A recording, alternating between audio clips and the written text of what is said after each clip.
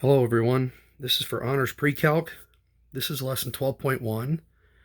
We're going to be plotting points in the complex number plane. We talked about this, well, if you looked at the review of the complex numbers, we're going to talk about how do you plot points on a complex number plane. Now, if you remember from watching that last video, if you want to plot a complex number, this is the real axis. Think of the x-axis as the real axis. That's the first number on your complex number. That's what we call a if it's a plus bi, or it can literally be written as x plus yi. If you go up and down, this is your I-axis. So 3 plus 4i over 3 and up 4. If you're talking negative 5 plus I, that's negative 5, 1. So over 5 to the left, up 1. If you see 6, that's 6 plus 0i. So literally there, we're just going to move right 6.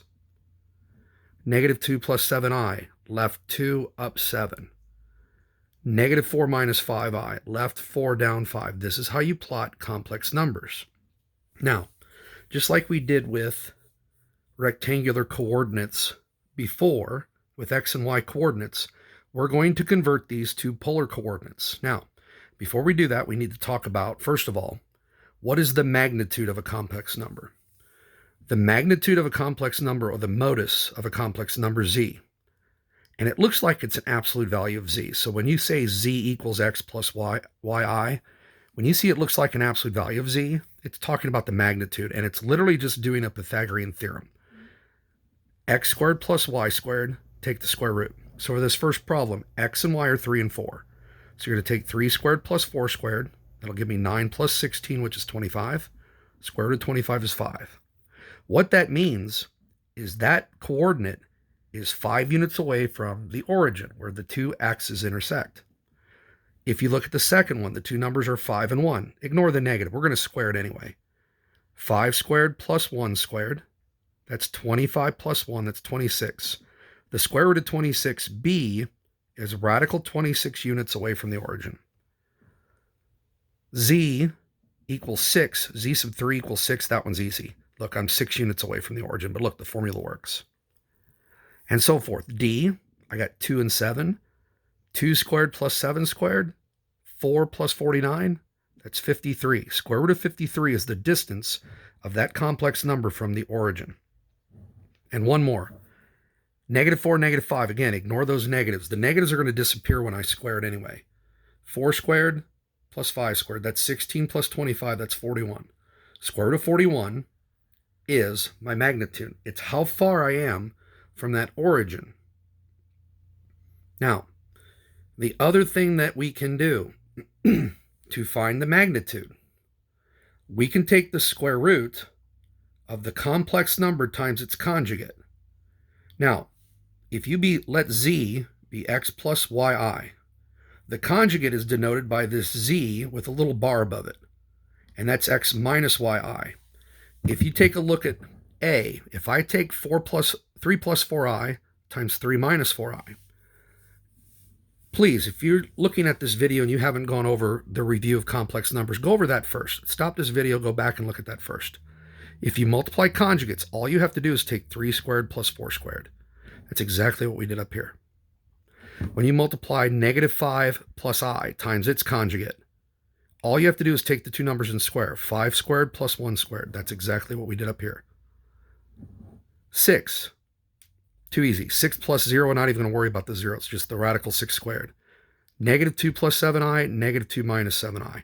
The negatives really mean nothing, because when I take negative 2 times negative 2, that gives me a positive 2 squared. When I take 7 times negative 7, the i's are going to get rid of that negative. It's going to be plus 7 squared anyway.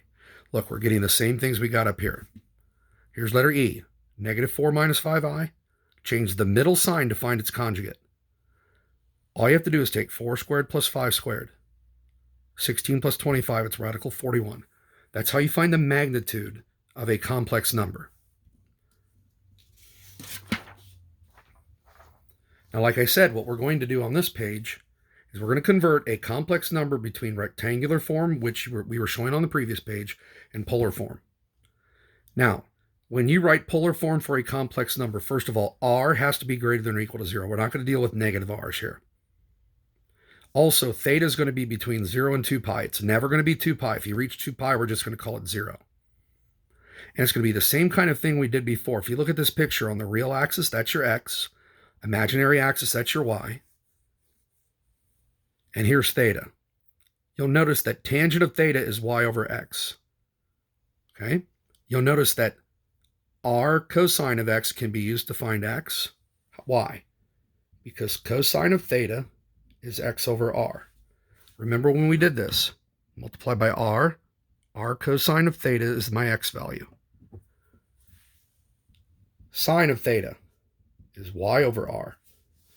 So multiply by r, it's r sine of theta equals the y. So if you look here, the x is going to be replaced with r cosine of theta. Y is going to be replaced with r sine of theta. So you get r times cosine of theta plus I sine of theta. And sometimes this is written this way. It's r cis theta. And I'll explain that a little bit further later on. So we're going to be writing complex numbers using r, which is the magnitude, and the angle theta, which is sometimes called the argument of your complex number. And again, r, like I said, is going to be your magnitude. So how do I do these types of questions? Here's a few examples at the bottom of the page. And again, if you're looking at these notes and you're not understanding them, make sure you text me or email me with your questions. If you have 4 minus 4i, that is right 4 and down 4.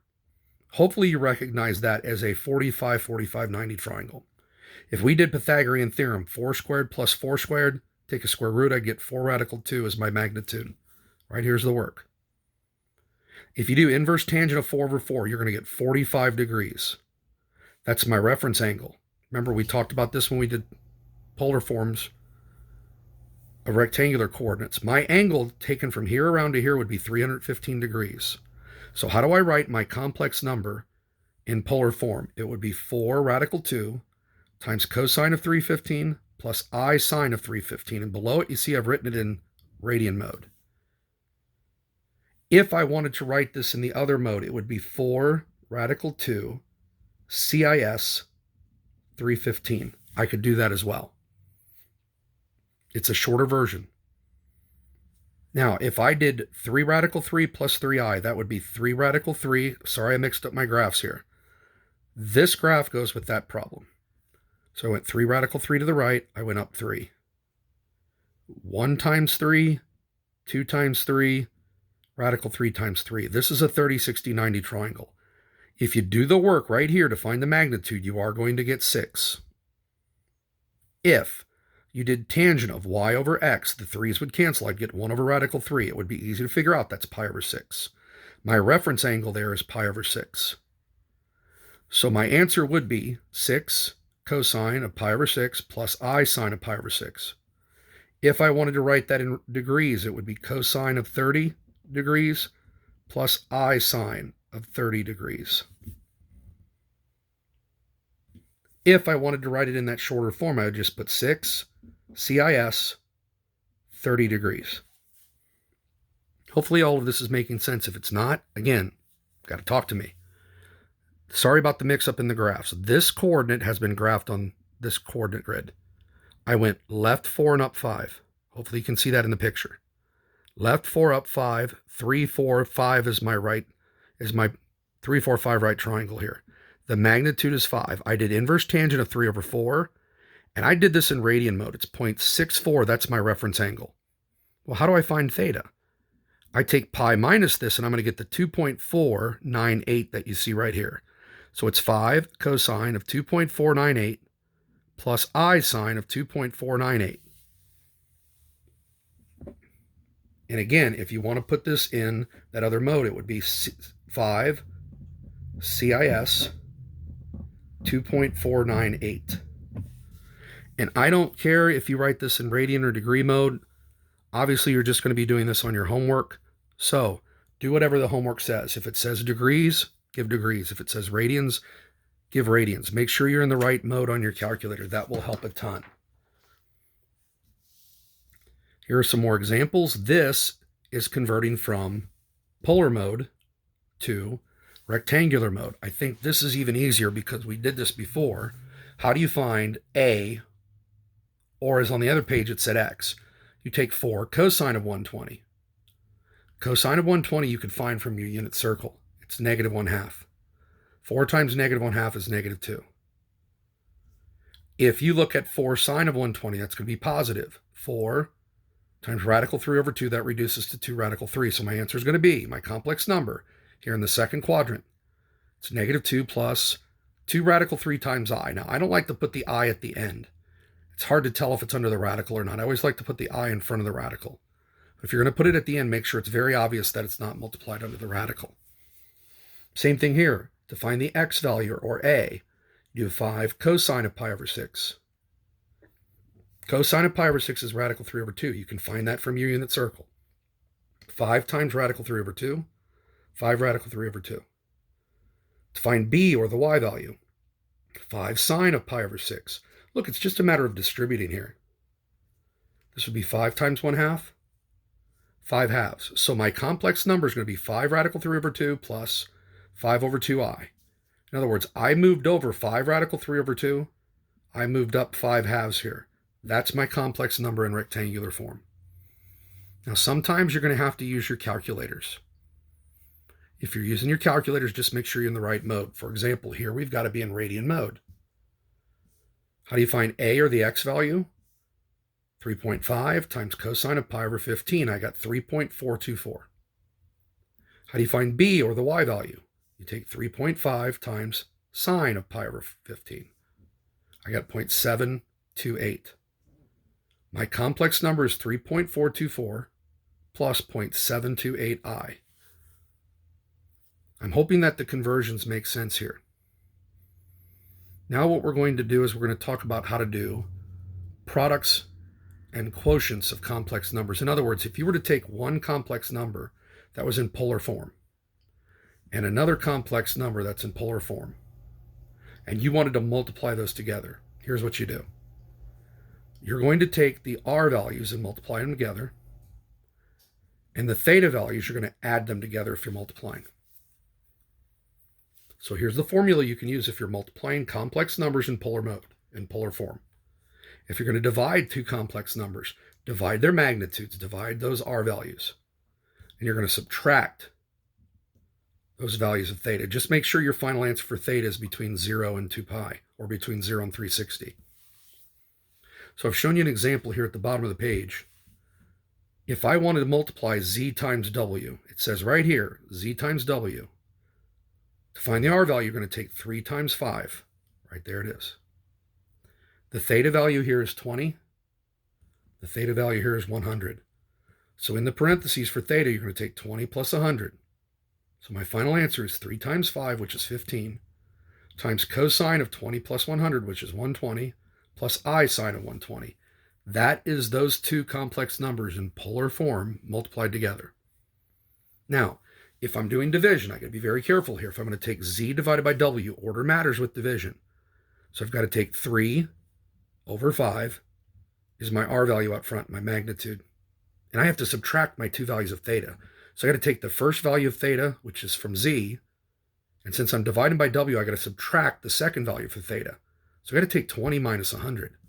Now that gives me negative 80. Now remember, in polar form, we need an answer for theta between 0 and 2 pi, or between 0 and 360. So all I did here was find the coterminal angle. I just added 360. 3 over 5 cosine of 280 plus I sine of 280. And again, that's because my theta value has to be between 0 and 360, according to my rules on the first page. I'm hoping this is making sense. A couple more examples here, just to show you a variety. We've got this first complex number here, z. You'll notice there's no number out front, so r has to equal 1. Here, r is 6. I've got 120, I've got 200. So if I'm going to multiply these two complex numbers together, I take 1 times 6 out front. There's my magnitude. For my angles, I'm going to take 120 plus 200. Everybody see it? That's going to be 320. Here is the result in polar form of multiplying that complex number times that complex number. If I take z divided by w, again, the order matters. Z is first, so 1 divided by 6 out front for my magnitude. And again, I have to subtract my two angles in order. I got to take 120 minus 200. That gives me negative 80. So again, let's write that so it's between 0 and 360. Just add 360 to both of those. I get 1/6 cosine of 280 plus I sine of 280. This is my polar form of those complex numbers. Multiplied first, divided. Don't let radians fool you. If it's in radians, it's all the same rules. If I'm multiplying my two complex numbers, again, you multiply their magnitudes. 4 times 2, which gave me the 8 out front. Now I also have to add their two angles. 3 pi over 4 plus 9 pi over 16. You could do this on your calculator. Just leave off the pi's, hit math number 1. But common denominators, this would be 6 pi over 16 plus 9 pi over 16. That's 15 pi over 16. There's my answer if I multiply my complex numbers together. 8 cosine of 15 pi over 6 plus I sine of 15 pi over 6. I hope you can read my handwriting. Now, if I'm going to divide those complex numbers, if I'm going to take z divided by w, again, order matters. I would take 4 divided by 2. That gives me a magnitude out front of 2. I have to subtract my two angles in order. So I have to take this angle, 3 pi over 8. I have to subtract 9 pi over 16. You can see I've done that here and here. Common denominators, that's 6 pi over 16 minus 9 pi over 16. That's negative 3 pi over 16. We don't want a negative angle. So just add 2 pi, which is 32 pi over 16. Okay? And I messed up. This should be a little different. This should be, sorry about my typo, if I add 2 pi, this should be 29 pi over 16. This should also be 29 pi over 16. Sorry about my typo. Hopefully that makes sense. And that's it for lesson 12.1. If you have any questions, remember, you just need to text me. Try and get to that homework soon. I will talk to you all in a short while. Hopefully I'll have some 12.2 notes online soon.